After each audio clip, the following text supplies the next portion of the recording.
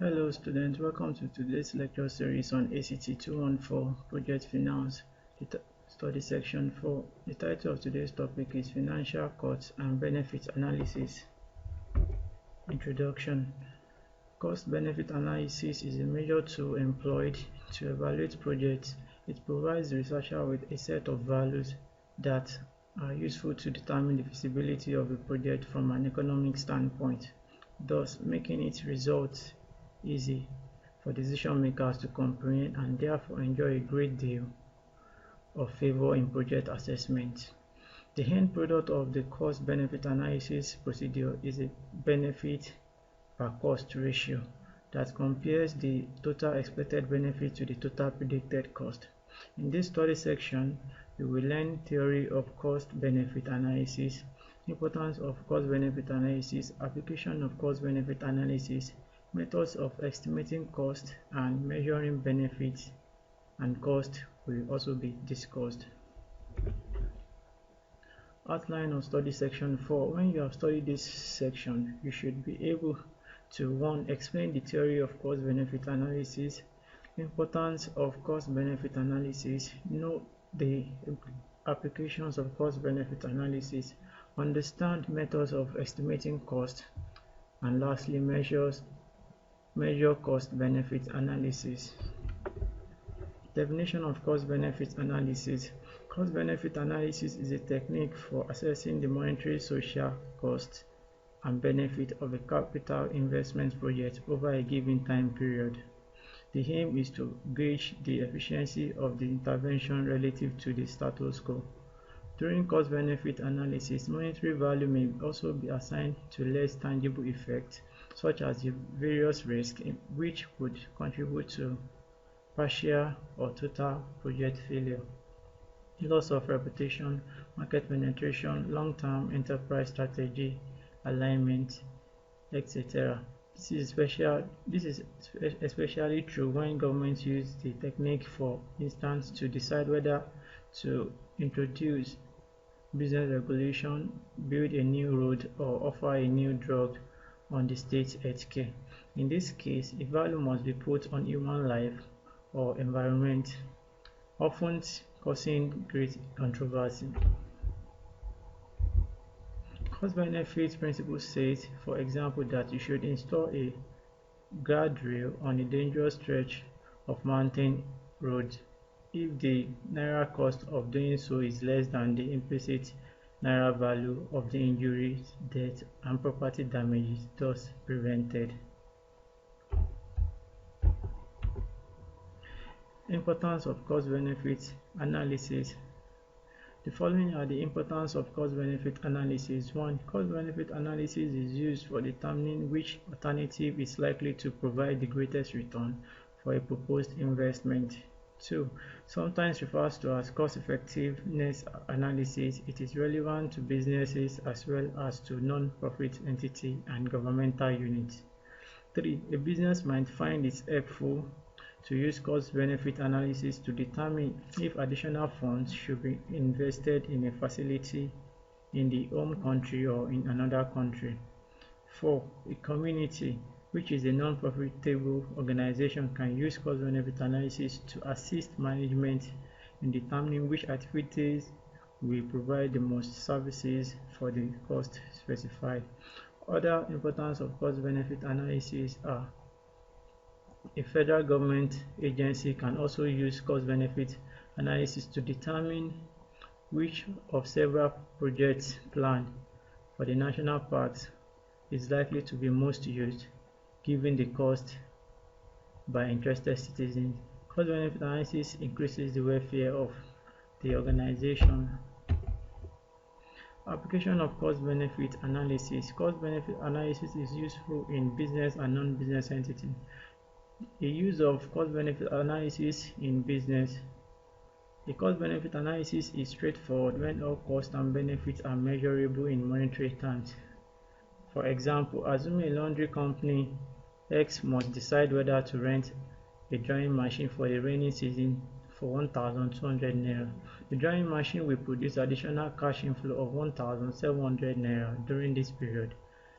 The benefit of additional cash inflow 1,700 naira exceeds the additional cost 1,200 naira, so the project should be undertaken. Not all cost-benefit analyses are this simple. However, if the benefit and cost occur in different time periods, it may be necessary to discount the future cash flows to their equivalent worth today.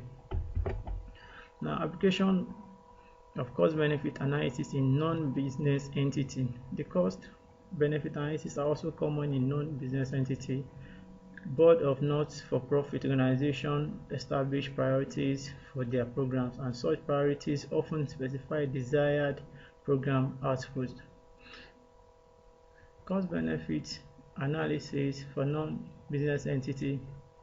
For example, assuming a non-profitable organization is interested in reducing the level of literacy among the citizens of a rural community in a state that has one of its lowest per capita income in Nigeria. As alternative programs for those who need to learn to read are considered, there will be cost-benefit analysis that focus on a number of factors, including the extent to which a particular program can attract those who are illiterate.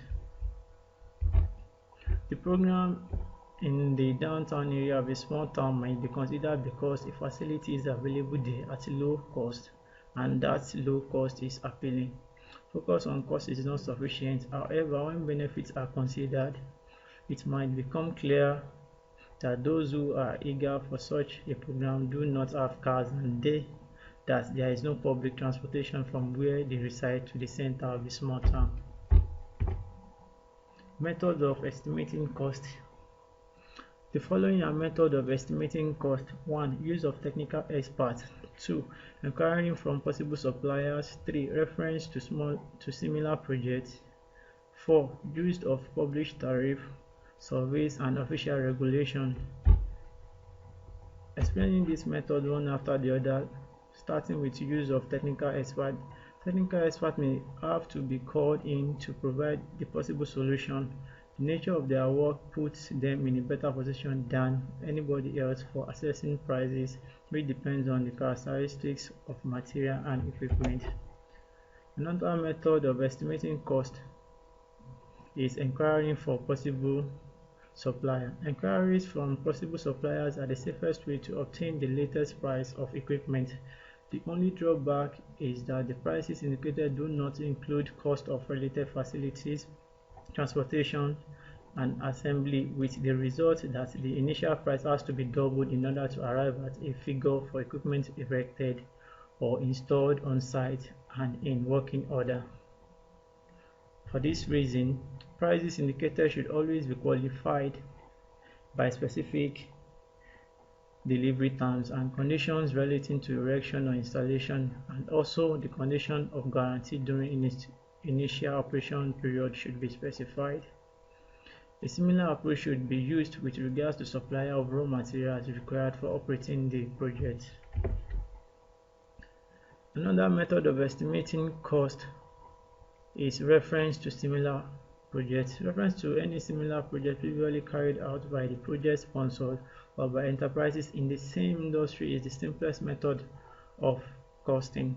The only basic condition being that the project be comparable in every respect to the previous one. This method has the advantage that it provides a realistic basis on cost, as it allows an exhaustive checklist of all the ancillary equipment and facilities which provide experience as shown to be important.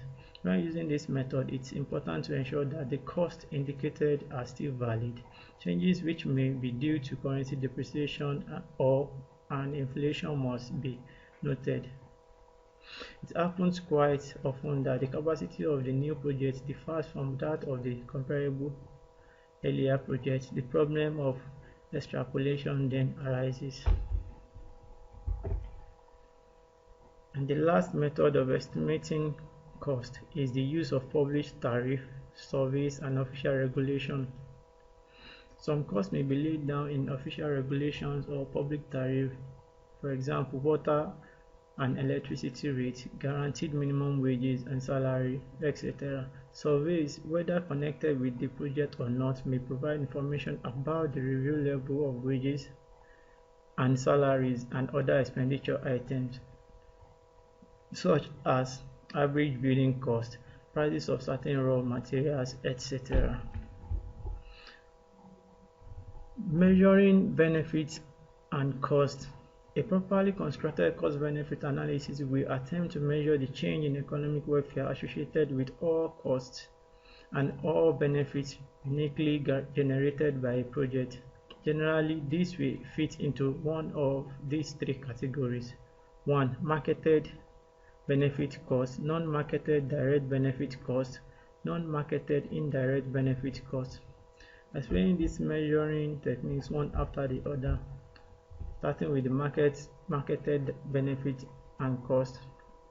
Marketed benefit also refers to as private benefits and are measured as the sum of willingness to pay by consumers for the new quantity of products produced by the project being evaluated.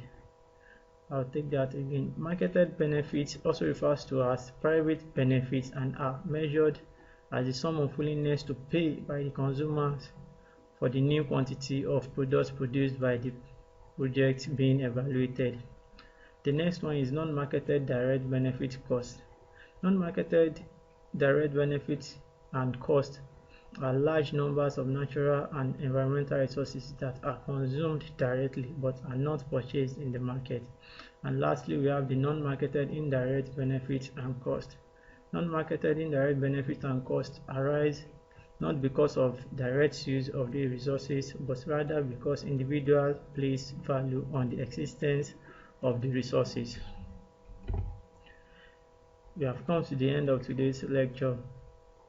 Thanks for listening. Hope to see you in the next class. Have a good day.